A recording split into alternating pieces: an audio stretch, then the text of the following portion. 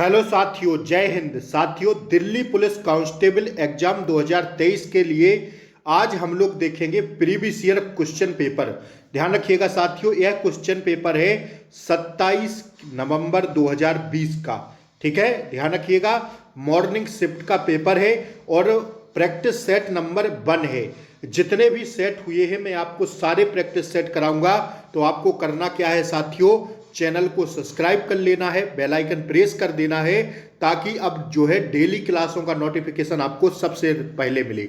आइए, आज साथियों मैंने पुराना पेपर लिया है, आप लोग इसको देखकर बताइएगा। मैं जीएस के फटाफट 50 प्रश्न आपको करवाऊंगा। आप लोग कमेंट बॉक्स में अपना टारगेट जरूर बताइएगा कि आपका 50 में से कितना सही होता है। एक बार क्लास को लाइक कर दें, उन सभी मित्रों तक यह क्लास पहुंचा दें जो इस बार दिल्ली पुलिस में साथियों अपना टारगेट करना चाहते हैं, जीएस में बहुत अच्छा स्कोर करना चाहते हैं। तो साथियों आइए, पेपर को देखिएगा, आप लोग फुल पेपर में आपको कराऊंगा। ठीक है, आइए बने रहिएगा, पूरी क्लास को अंत तक आपको देखना है। आइए, पहला प्रश्न है, निम्नलिखित में से कौन सा शिलालेख सुदर्शन झील नामक झील का पुनर्द्वार किए जाने का वर्णन करता है। हिस्ट्री का अति महत्वपूर्ण प्रश्न है साथियों, जो आपसे पिछले प्रीवियस ईयर में पूछा गया था कि निम्नलिखित में से कौन सा शिलालेख सुदर्शन झील नामक झील का पुनर्द्वार कार्य किए जाने का वर्णन करता है। तो साथियों छाप लेना, रुद्र दमन का जूनागढ़ शिलालेख। क्या रुद्र दमन का जूनागढ़ शिलालेख इसका राइट आंसर हो जाएगा। ऑप्शन ए इसका करेक्ट आंसर हो जाएगा। आइए दूसरा प्रश्न हम लोग देखेंगे। दूसरा प्रश्न आपसे पूछा गया था, सिविल के संक्षिप्त नाम से जानी जाने वाली अभिकरण एजेंसी निम्नलिखित में से किस क्षेत्र से संबंधित है। तो जो सिविल की संक्षिप्त नाम से जानी जाने वाली अभिकरण एजेंसी है, यह साथियों बैंकिंग क्षेत्र से संबंधित रखती है। ध्यान रखिएगा, अति महत्वपूर्ण प्रश्न है, स्टार लगा के छापना। ठीक है, ऐसे ही प्रश्न आपसे पूछे जाएंगे। तो दिल्ली पुलिस का आपका पेपर है, वही मैं आपको प्रीवियस ईयर प्रश्न करा रहा हूं। सभी मित्रों तक, जितने भी आपके मित्र हैं, एक हफ्ते का टाइम आपकी परीक्षा में रह गया है। तो साथियों जी जान लगा दीजिए अब, क्योंकि समय बहुत कम है, आपको मेहनत डबल और ट्रिपल करनी पड़ेगी साथियों। तीसरा प्रश्न देखिएगा, निम्नलिखित में से कौन सी रबी की एक फसल नहीं है। ध्यान रखिएगा, जो कपास होता है साथियों, यह रबी की फसल नहीं है, बाकी ये तीनों रबी की फसलों में आती हैं। That's your answer. चौथा प्रश्न देखिए, जो आपसे पूछा गया है, अति महत्वपूर्ण प्रश्न है, जो आपसे सारे प्रश्न पूछे गए हैं, इसलिए मैंने इस चैनल पर रानी लक्ष्मीबाई यूट्यूब चैनल की तरफ से आपको फ्री क्लासें प्रोवाइड कराई जाएंगी। बस आप लोग चैनल को सब्सक्राइब करके जरूर रखें, ताकि क्लास का नोटिफिकेशन आपको सबसे पहले मिले। ठीक है ना। आइए, निम्नलिखित में से कौन सा जीव अपने शरीर के बाहर भोजन विखंडित करने के पश्चात उसे अवशोषित करता है। तो वह जीव है साथियों, साइंस का अति महत्वपूर्ण प्रश्न है, साइजोपस। कौन सा? साइजोपस जीव। ऑप्शन थर्ड इसका सही जवाब है। आइए अगला प्रश्न देखिएगा। देखिए, यह प्रश्न ना जाने कितनी परीक्षाओं में पूछा गया है। पहले इस प्रश्न पर स्टार लगाइए और लिखिए छपेगा यह प्रश्न। असहयोग आंदोलन जब हुआ था, उसके दौरान किस प्रांत में चौरी चौरा हत्याकांड हुआ था। चौरी चौरा की घटना घटित हुई थी। तो साथियों संयुक्त प्रांत अब किस में बदल गया? उत्तर प्रदेश में। अब ध्यान रखिएगा आप लोग, उत्तर प्रदेश इसका नाम हो गया, पहले संयुक्त प्रांत था। अगर आपसे पूछ ले कि उत्तर प्रदेश के किस जिले में, तो लिख लेना साथियों, गोरखपुर जिले में यह घटना हुई थी। गोरखपुर जिले के पास में पड़ता है चौरी चौरा, जो साथियों क्या हो गया, अभी एक तहसील के रूप में जाना जाता है। और यह घटना घटी थी 4 फरवरी सन 1922 को। यह भी डेट याद कर लेना। ठीक है, चौरी चौरा की घटना घटी थी 4 फरवरी 1922 को गोरखपुर में। सारे प्रश्न आपको अति महत्वपूर्ण है, लिख के छाप के रखिएगा। ठीक है, आइए अगला प्रश्न है साथियों, पूरे प्रश्न में आपको जीएस के करवाऊंगा, भागना नहीं है, पूरी क्लास को देखना है। ठीक है ना। भारत में निम्नलिखित में से किस फसल की कृषि लगभग विशिष्ट रूप से दक्षिण राज्यों में केंद्रित है। तो फटाफट छापिएगा, कॉफी की। मैं आपको गोली की तरह रिवीजन कराऊंगा, बस आप लोग बने रहिएगा। एक हफ्ता जी जान लगा दीजिए, आपके कंधों पर वर्दी होगी साथियों। ठीक है, ध्यान रखिएगा इस बात को। भारत के संविधान का निम्नलिखित में से कौन सा अनुच्छेद यह घोषणा करता है कि सर्वोच्च न्यायालय एक अभिलेख न्यायालय होगा? तो छापना आर्टिकल 129 यह घोषणा करता है। ठीक है, आइए, निम्नलिखित में से किस राज्य में इंद्रावती नदी पर चित्रकूट जलप्रपात स्थित है? तो साथियों यह छत्तीसगढ़ में है। लिखिएगा फटाफट, मैं लिखता चल रहा हूं, ऐसे आप लोग भी लिखते हुए चलिएगा। ठीक है, आइए, केंद्रीय बजट 2020-21 करंट का क्वेश्चन है, 2020 में परीक्षा हुई थी प्रीवियस ईयर। तो साथियों जितने भी सेट है मैं 8 दिन में आपको पूरे करवा दूंगा, बस आप लोग चैनल को सब्सक्राइब करके रखना ताकि क्लासों का नोटिफिकेशन जो है आपको सही, बिल्कुल सही समय पर मिल सके। क्लास को लाइक जरूर कर दें, आप लोगों के लिए मेहनत की जा रही है, और साथियों क्लास को शेयर कर दें, उन सभी मित्रों तक यह क्लास पहुंचा दें, अपने मित्रों सगी संबंधी जो भी हो आपके सभी तक यह क्लास पहुंचा दें, क्योंकि यह क्लास पहली है मेरी दिल्ली पुलिस की। तो अब आपको रेगुलर क्लासें मिलेंगी इस चैनल पर, ठीक है ना। आइए, इसलिए मैं बार बार कह रहा हूं कि शेयर कर दीजिए क्लास को, पहली क्लास है, ठीक है ना। आइए, केंद्रीय बजट 2020-21 के अनुसार डैश डैश डैश तक 1 लाख करोड़ मत्स्य लाख उत्पादन, यह साथियों करंट का क्वेश्चन है, निर्यात का लक्ष्य रखा गया था। तो 2024-25 इसका राइट आंसर हो जाएगा। आइए, मैग्नस कार्लसन नॉर्वे के एक अंतरराष्ट्रीय शतरंज खिलाड़ी है। यहां पर भरना है, तो क्या भरना है दोस्तों? नॉर्वे भरना है, ऑप्शन ए इसका सही जवाब है। आइए, अगला प्रश्न आपसे पूछा गया था, निम्नलिखित में से किस राज्य में दैमाबाद नामक ताम्र पाषाण कालीन संस्कृति स्थल स्थित है? साथियों आप लोग कमेंट बॉक्स में टारगेट जरूर बताना, 50 में से आप कितना सही कर पाए आज। ठीक है, तो इसका महाराष्ट्र सही हो जाएगा। आइए, निम्नलिखित में से किसके द्वारा हृदय में 2 प्रकोष्ठ पाए जाते हैं? तो इसको देखिएगा, स्क्वालियोडॉन्स के द्वारा क्या होते हैं? हृदय में 2 प्रकोष्ठ पाए जाते हैं। ठीक है, स्क्वालियोडॉन्स जो होता है साथियों, स्क्वालियोडॉन्स, इसके द्वारा हृदय में 2 प्रकोष्ठ पाए जाते हैं। Option A is the correct answer. लोटिया नामक गीतों का संबंध पारंपरिक रूप से निम्नलिखित में से किस राज्य में है? किस राज्य से है? तो साथियों राजस्थान इसका करेक्ट आंसर हो जाएगा। आइए, अगला प्रश्न देखिएगा, भारतीय राष्ट्रीय लेखाकरण प्रथाओं के अनुसार वास्तविक जीडीपी प्राप्त करने के लिए सांकेतिक सकल घरेलू उत्पाद जीडीपी के निम्नलिखित में से किसे समायोजित किया जाता है? तो यह किया जाता है मुद्रास्फीति को। इकोनॉमिक्स का अत्यंत महत्वपूर्ण प्रश्न है, छाप के रखना। आप लोग इन सारे प्रश्नों को कर लीजिए। मैं 37 शिफ्ट में आपके पेपर हुए थे 2020 में, तो मैं सारे प्रैक्टिस सेट करवा दूंगा, चाहे दिन भर में मुझे 3 प्रैक्टिस सेट कराना पड़े। आप लोग बस बने रहिएगा और चैनल को सब्सक्राइब करके रखिएगा, ठीक है ना। ताकि मैं इसलिए बार बार बोल रहा हूं पहली क्लास से सब्सक्राइब के लिए, ताकि क्लासों का नोटिफिकेशन आपको सही समय पर मिल जाए। मैं यहां से अपलोड कर दूंगा, आपको नोटिफिकेशन नहीं मिलेगा, क्या मतलब का है? मेहनत आप लोगों के लिए की जा रही है, ठीक है ना। तो इसलिए आप लोग चैनल को जरूर सब्सक्राइब करके रखें, बेल आइकन प्रेस जरूर कर दें ताकि क्लासों का नोटिफिकेशन सही समय पर मिल सके, ठीक है ना। आइए, अगला प्रश्न देखते हैं। फुटबॉल खिलाड़ी चुन्नी गोस्वामी जिनका अप्रैल 2020 में निधन हो गया। देखिए अब प्रीवियस ईयर करने से हमें एक बात पता चलती है कि मैंने अभी आपको 15वां क्वेश्चन करा रहा हूं और 3 प्रश्न करंट के पूछे गए हैं। तो देखिए करंट का जो रोल है, क्योंकि जीएस के आपसे 50 प्रश्न पूछे जाएंगे परीक्षा में, तो देखिए करंट का एक बहुत बड़ा रोल है। करंट आपको पढ़ना पड़ेगा, ठीक है ना, ध्यान रखिएगा इस बात को। 2021 से अभी तक आपको सारी करंट पढ़नी पड़ेगी। हो सकता है क्या प्रश्न पूछ ले। अभी हाल ही में पेट का एग्जाम बीता है, आप सब लोग जान रहे हैं, पीईटी में धुआं कर दिए हैं भैया वो लोग, पता नहीं कैसा पेपर बनाए हैं। तो अब साथियों पढ़ना आपको पूरा पड़ेगा, ठीक है ना। फुटबॉल खिलाड़ी चुन्नी गोस्वामी जिनका अप्रैल 2020 में निधन हो गया, राष्ट्रीय स्तर के भूतपूर्व डैश डैश डैश भी थे, क्या क्रिकेट खिलाड़ी भी थे, ठीक है। ऑप्शन थर्ड इसका सही जवाब है। आइए, साहित्यिक अकादमी पुरस्कार विजेता और लेखक देवेश रॉय जिनका मई 2020 में निधन हो गया। देखिए निधन से ज्यादा प्रश्न पूछे जा रहे हैं। वह बंगाली में अपनी कृतियों के लिए जाने जाते थे। किसके लिए? बंगाली में उनकी कृतियां थी। आइए, पीएम स्वनिधि नामक योजना के लिए लक्षित समूह निम्नलिखित में से कौन सा है? तो रेहड़ी वाले। क्या है? रेहड़ी वाले इसका करेक्ट आंसर है। आइए, भारतीय अर्थव्यवस्था में नकदी का प्रबंधन निम्नलिखित में से किसके द्वारा किया जाता है?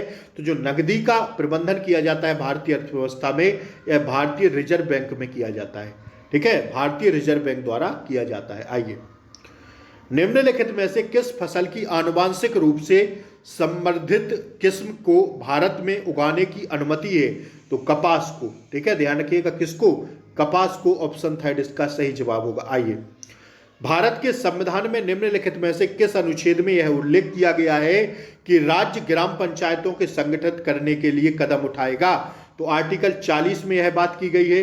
आर्टिकल 40 की बात करें तो राज्य के नीति निर्देशक सिद्धांत के अंतर्गत आता है आर्टिकल 40। ठीक है ना। अगर भाग 4 में आते हैं, ठीक है, भाग 4 में आते हैं, राज्य के नीति निर्देशक तत्वों को हमने आयरलैंड से ग्रहण किया है।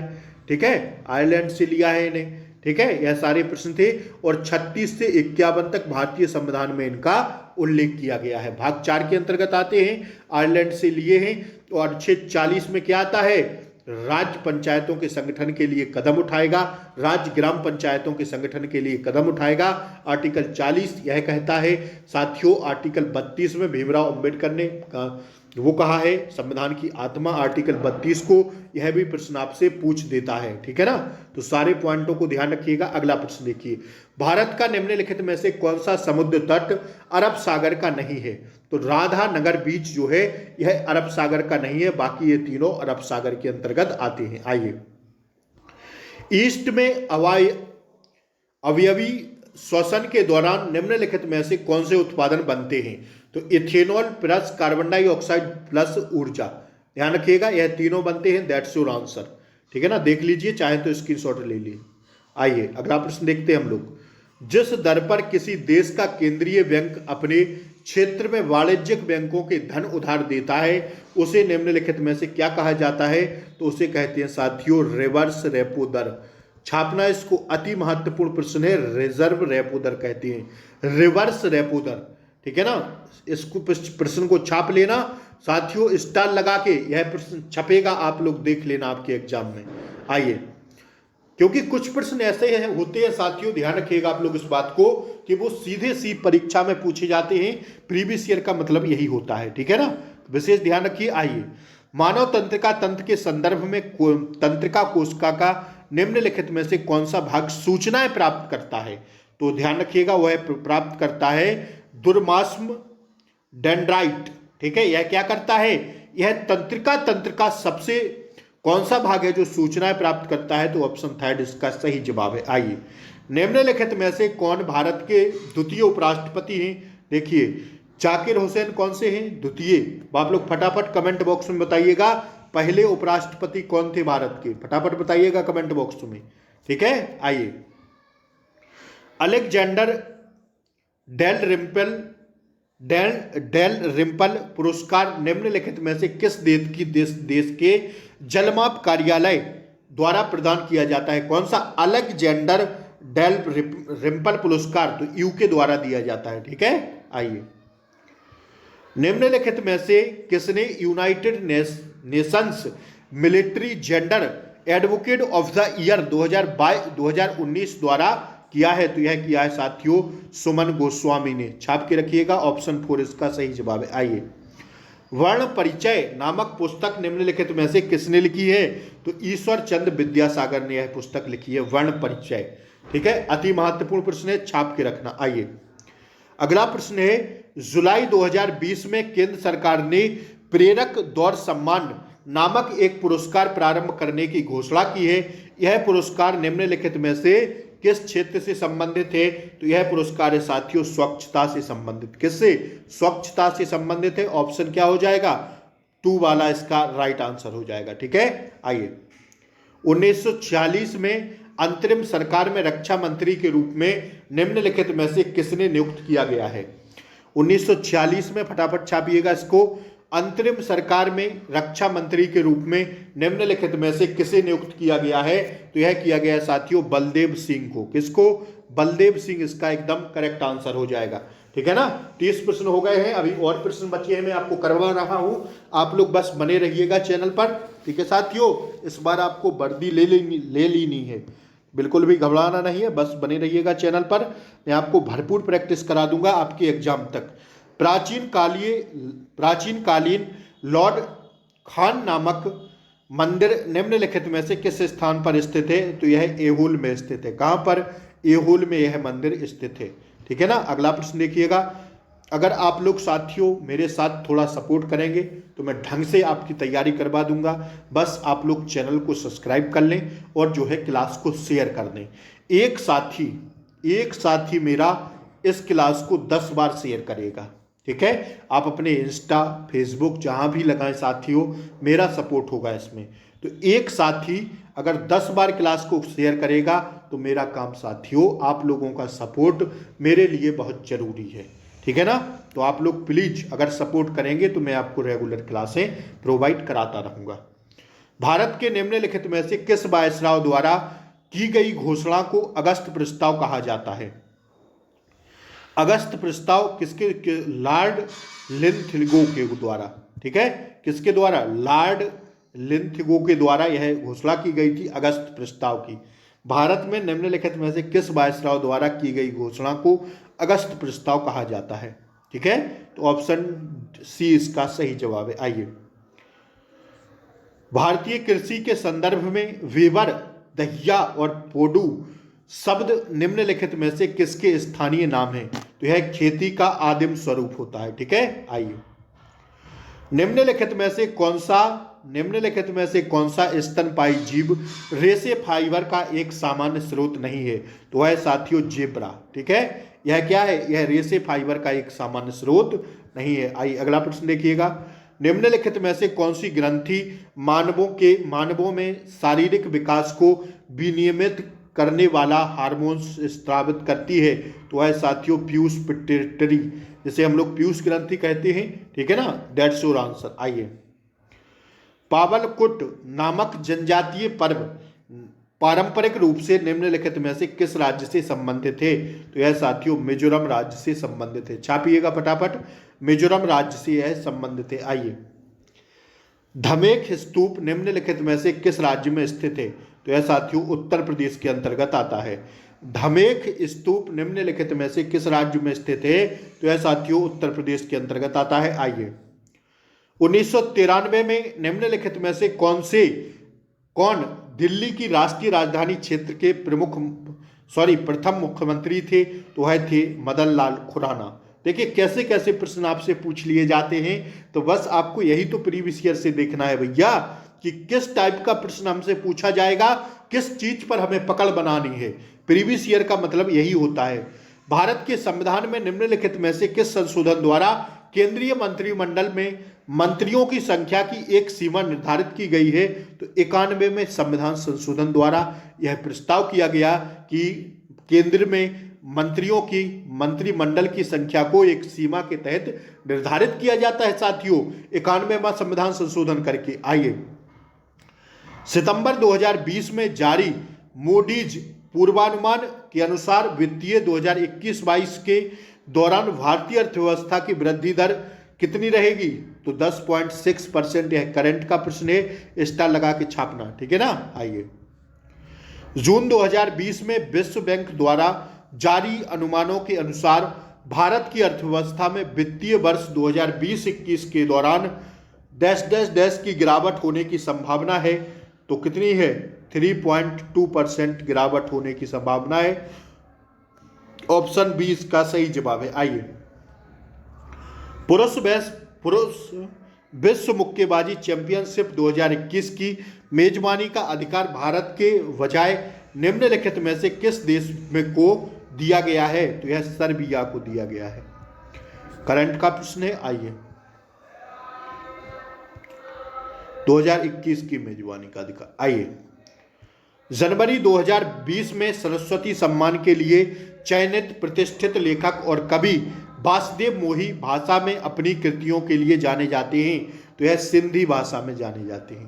दोस्तों इसका ऑप्शन 4 करेक्ट आंसर हो जाएगा। आइए, निम्नलिखित में से किस वर्ष में बाल गंगाधर तिलक के नेतृत्व में कांग्रेस के अलग हुए गुट फिर से एक हो गए थे? तो यह हो गए थे 1915 में। ठीक है, कब? 1915 में एक गुट हो गए थे। आइए, मड़ई नामक जनजाति पर्व पारंपरिक रूप से निम्नलिखित में से किस राज्य से संबंधित है? तो यह छत्तीसगढ़ से संबंधित है। ध्यान रखिएगा दोस्तों, छत्तीसगढ़ से संबंधित है। ऑप्शन बी इसका सही जवाब है। आइए अगला प्रश्न देखिएगा, यमसे नामक जनजातीय पर्व पारंपरिक रूप से रिक्त स्थान से संबंधित है, तो यह नागालैंड से। देखिए जो है जनजातीय पर्व बहुत पूछे जा रहे हैं, तो आप लोग इनको भी पढ़ के जाइएगा, ठीक है। सभी जनजातीय पर्व रट लेना, कहें तो आप मैं एक वीडियो दे दूंगा आपको इसकी जनजातीय पर्वों की, ठीक है ना। भारत में साइमन कमीशन निम्नलिखित में से किस वर्ष आया था, तो हम सब लोग जानते हैं दोस्तों 1928 में आया था, ठीक है। अगला प्रश्न देखिएगा, अगस्त 2020 तक की स्थिति के अनुसार निम्नलिखित में से किसे रेमन मैक्स के पुरस्कार प्राप्त नहीं हुआ है, तो प्रशांत भूषण जी को रेमन मैक्स के नहीं मिला है, इन तीनों लोगों को मिल चुका है। आइए मई 2020 में अंतर्राष्ट्रीय क्रिकेट परिषद आईसीसी द्वारा टीमों की रैंकिंग की पुनः समीक्षा करने के बाद टेस्ट रैंकिंग में निम्नलिखित में से किस टीम ने दूसरा स्थान प्राप्त किया है, तो यह साथियों न्यूजीलैंड ने किया है। विशेष ध्यान रखिएगा। अब जीएस के प्रश्न यहां साथियों, कौन सा प्रश्न था, ये प्रश्न था कौन सा, हाँ कौन सा प्रश्न था, 49वां था ना, न्यूजीलैंड। आइए अंतिम प्रश्न देखिएगा, भारत के संविधान के अनुच्छेद 106 के अनुसार संसद के दोनों सदनों के सदस्यों का वेतन निम्नलिखित में से किसके द्वारा निर्धारित किया गया है, तो यह साथियों संसद द्वारा वेतन दिया जाता है, ठीक है, दोनों सदनों को। साथियों अब मैंने 50 प्रश्न आज आपको करवाए हैं, 50 में से आप लोग जरूर बताइए आप कितने कर पाए हैं, कमेंट बॉक्स में जरूर बताएं। फिर कल सुबह मिलते हैं इन्हीं प्रश्नों के साथ, अगले कंटिन्यू करेंगे हम लोग। शाम को मैं करंट अफेयर्स की क्लासें भी करवा दूंगा, ठीक है ना, और जो जो नए प्रश्न आएंगे इस बार वो भी करवा दूंगा। तो साथियों आप लोग बने रहिए, क्लास अच्छी लगी हो तो लाइक शेयर सब्सक्राइब जरूर कर लें, ताकि क्लासों का नोटिफिकेशन आपको रेगुलर समय पर मिलता रहे। क्लास कैसी लगी जरूर बताएं एक बार। और इस बार साथियों कुछ भी करेंगे, कुछ भी सहेंगे, लेकिन वर्दी लेकर रहेंगे, यह बड़े बड़े अक्षरों में लिख लेना, ठीक है। जहां भी आप लोग पढ़ाई करते हो वहां बड़े बड़े अक्षरों में लिख लेना कि कुछ भी करेंगे, ठीक है, कुछ भी करेंगे, कुछ भी सहेंगे, इस बार दिल्ली पुलिस की वर्दी लेकर रहेंगे। तो जय हिंद, नमस्कार, मिलते हैं कल सुबह, तब तक के लिए जय हिंद, टेक केयर, बाय बाय, नमस्कार।